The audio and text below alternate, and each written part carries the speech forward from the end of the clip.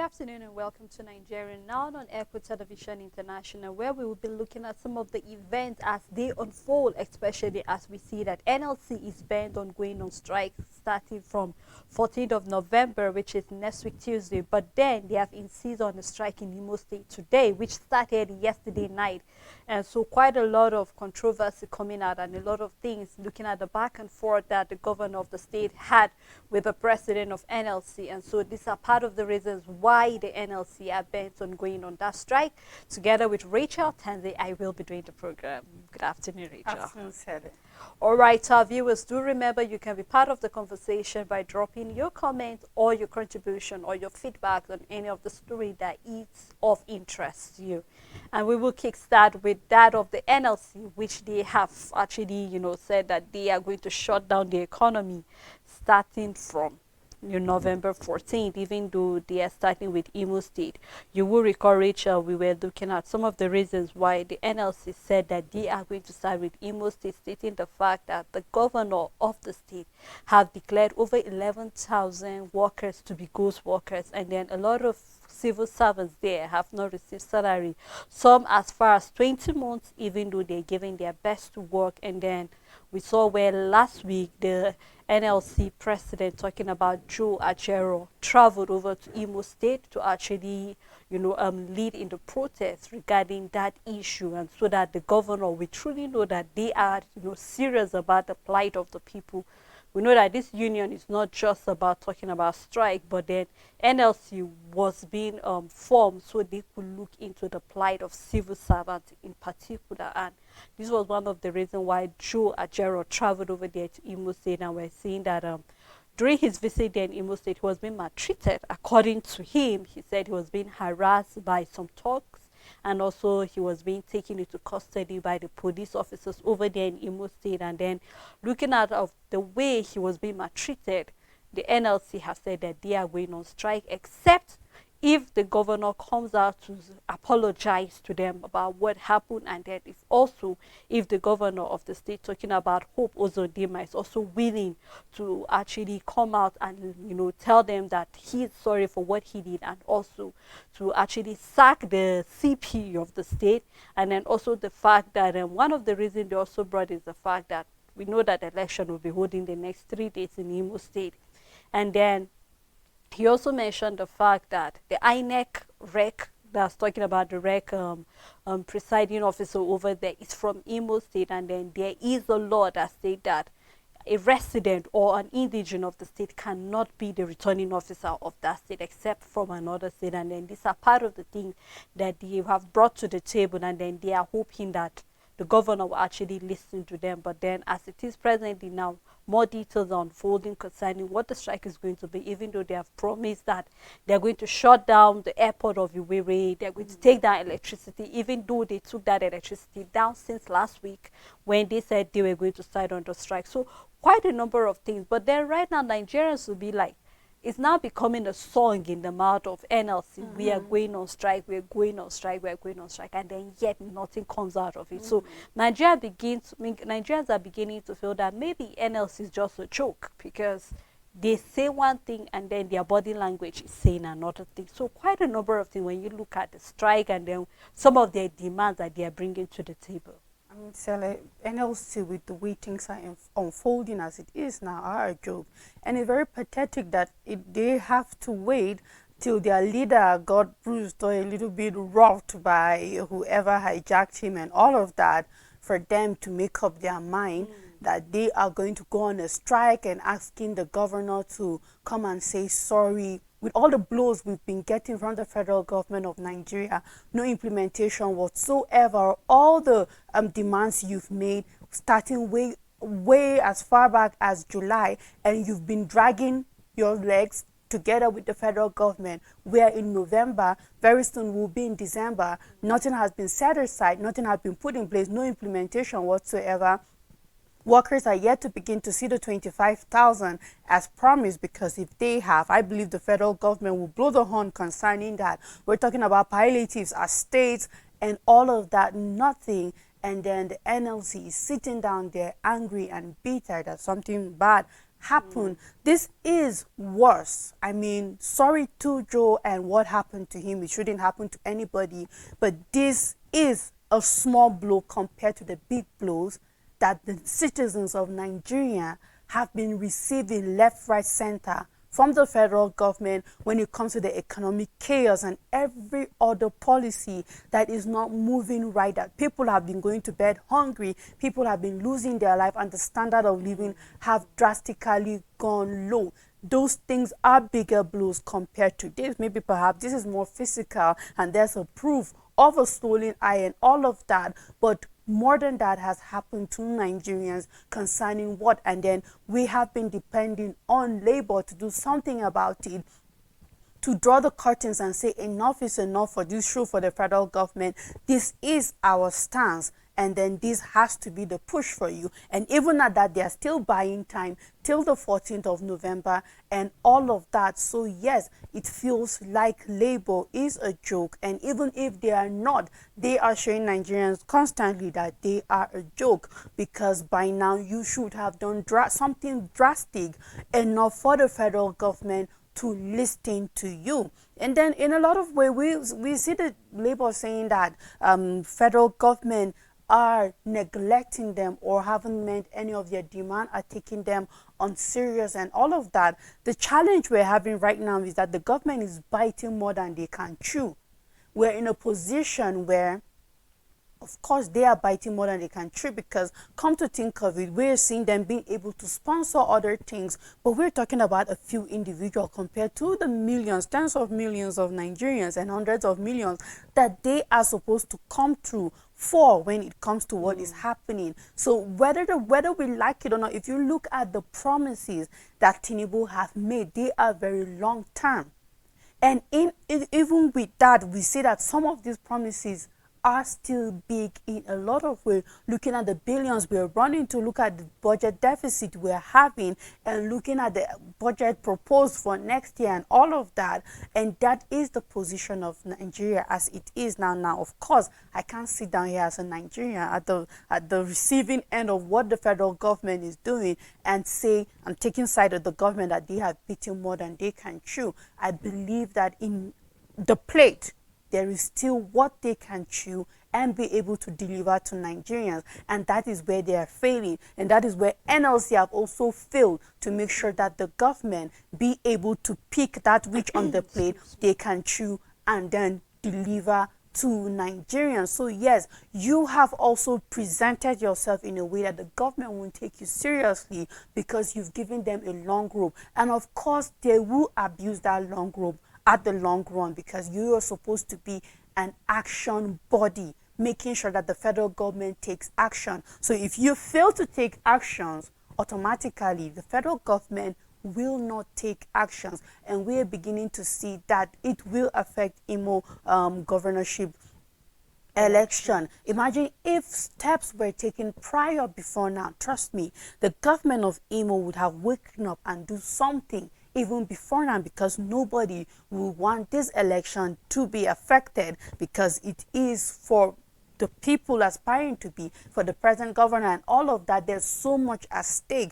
But then if you're waiting now, I believe, yes, it's going to be very detrimental to what is happening in regarding to the finance of Imo State, and even to this election, looking at the resources INEC have put in place. But just as we keep saying, Sele, NLC is to make the government react. And I hope that this makes the government do something in 2 days' time. You know, Rachel, you just speak the word out of my mouth. I just hope that this time frame that they are giving the federal government will be able to come through to do the right thing, you know, because listening to this, it seems as if they are having a new evidence, adding or new reason why they want to go on strike. I mean, initially it was for the palliative, the 65,000 minimum wage, and then all of this. And right now we're seeing that they are adding to some of the issues that the people in Imo State are going through, which of course I feel that it's very, very important that they fight for the civil servants over there in Imo State, fight for the pensioners. Their gratuity have not been met, salaries have not been paid, and even the 30,000 minimum wage that was, you know, being implemented formally, it's not even been implemented in that state. And then not even to talk about the pockets of attack left, right, and center. You and I know that election is just on Saturday, and then the way things are looking looks more like INEC is not even ready for election in Imo State, with some of the we saw yesterday about 38 polling units, election not going to be holding, and that's not just in Imo State, but also Bayelsa and Kogi. So quite a number of things for the government, which should not just the government of Imo State, but also the federal government to look into this, because with this issue of maltreatment or mishandling of the president of the NLC, you know, the Festus is felt, or will I say, because it's the joint force between the NLC and the TUC. And so that is we are looking at. They will be taking down electricity, airports will be locked down, shops will not be going, transportation. So that is to say that they are crippling the economy to some extent, because you and I know what the effect of that strike is going to be. So I do not know how much time the federal government feels it has before Tuesday next week, but I'm hoping that they have enough time to be able to rectify whatever they will rectify. And we hope that NLC will keep to their own part of the bargain, although there have been other new evidence saying the fact that we will record that there was a court ruling that stopped them from going on strike, and then another one was being renewed, even though they said it was about a month ago, the first one, but a new ruling has been brought in which is stopping them from going on that strike. So as it is right now, Nigerians are just watching, and we just hope that the government will keep to their own part of the bargain, because you remember, Rachel, when I said that from one of the things that NLC is asking for, it seems we have to wait for the government to present the budget to the National Assembly before we know what Labour will get. Because from the look of things, I'm not seeing the government shaking anytime soon. So let's just watch and see what will happen. But I'm just concerned about the election that will be affected if the strike should actually hold on the 14th. So let's just wait and see all that will happen. And in Imo State, if the strike is already ongoing, that is to say that quite a number of things need to be rectified.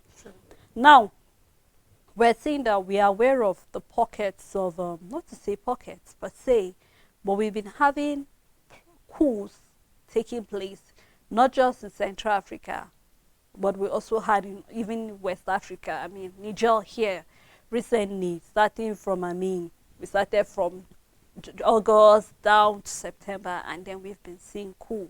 And we're seeing that the former president, in person of Obasanjo, is calling for a conference on the 20th of November, because he feels it is imperative that as ex-president and governors and leaders and private sector owners should come together and sit and see what are we not doing right in this country presently, because it seems as if our leaders presently have or do not really know what leadership is all about. No wonder we're beginning to see that who is becoming the order of the day.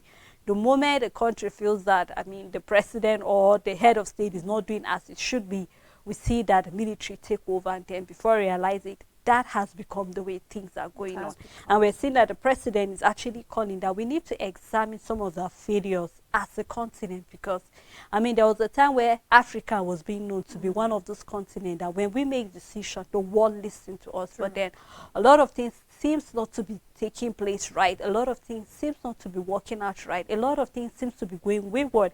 And I think it's high time for leaders to sit down and say, okay, we are getting this right. We are not getting this right. How can we put things right? Because believe you me, Rachel, we have our own religion that's unique to us. We have our own heritage that is quite unique to us. We have our own, will I say, a way of leading that is unique to us as Africans. And I think it's high time for leaders to come together and see how can we get it right as a country. We're looking at some of these countries, they're giving maybe 1 year ultimatum, 2 year ultimatum before they will return to civilian rule of government. But then before then, what can the government do peculiarly in these various countries to see that they will be able to get it right? Because the way things are moving, corruption seems to be eating deep into this continent. No wonder we're beginning to see that. The military feel that it's a better way if the civilian government cannot lead the country right, if they cannot lead the Africa right, then it's high time that we begin to see coup taking place. And I see that Obasanjo is really seeing that, let's have all these leaders come together and then let us tackle this issue as it is presently. So the solution is just to thrive, regardless of what system of governance or democracy we practice. It's all about thriving and result being seen.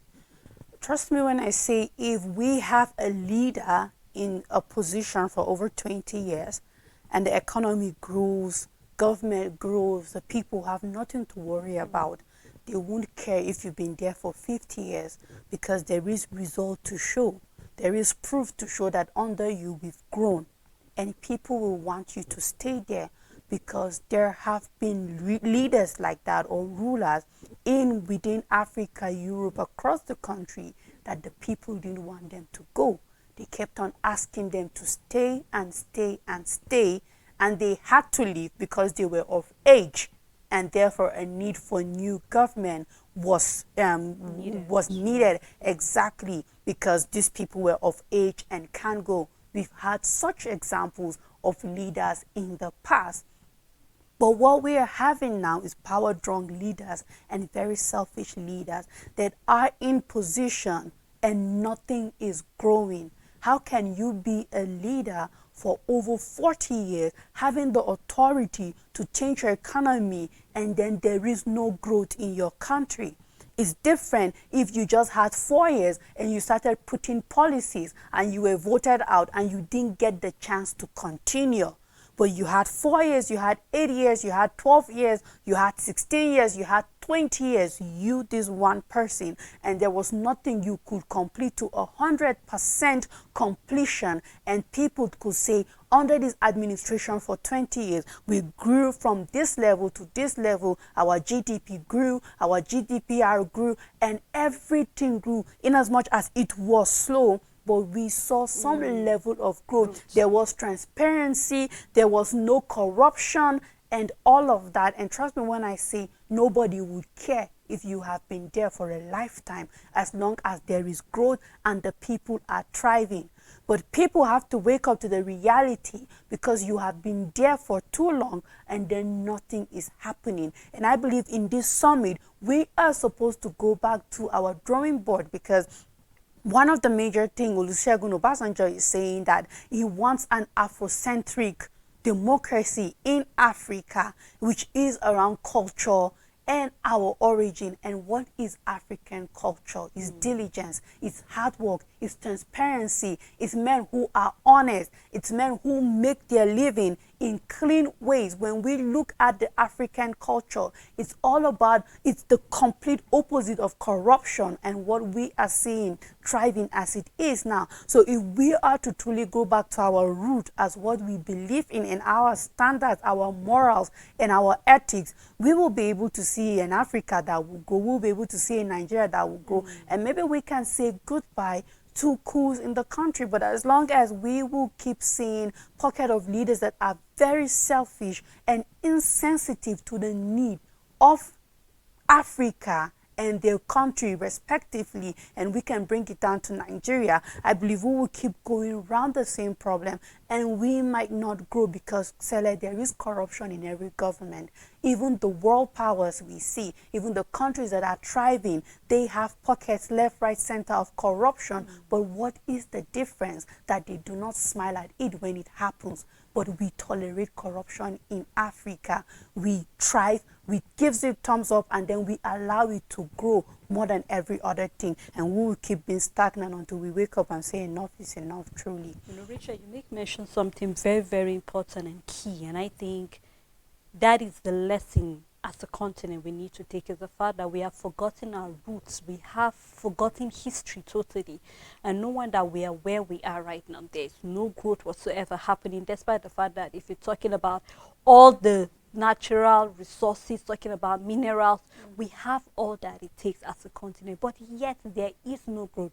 Let's take an example, that of the Guinea, where we saw the coup over there. I mean, if you're talking about one of the economy that should be thriving, should be that economy, but yet we're seeing that a lot of people are dying, and you know, poverty is actually becoming like more like a normal thing to them over there. And that is not to say here in Nigeria we do not have also what is eating us deeply as a country. We have what is eating us as a country, but just like you said, we need to go back to our beliefs, our values, as a continent, we need to go back to some of the knowledge. What are those things our leaders taught us back then? I mean, our forefathers, we didn't be smiling at what is happening. I keep saying, as a, like, for example, Nigeria here, because this is where we are talking or we are reporting from, is the fact that when you go back to actually listen to our pledge and our national anthem, it's in we just recite it, but we do not really pay attention to what it says.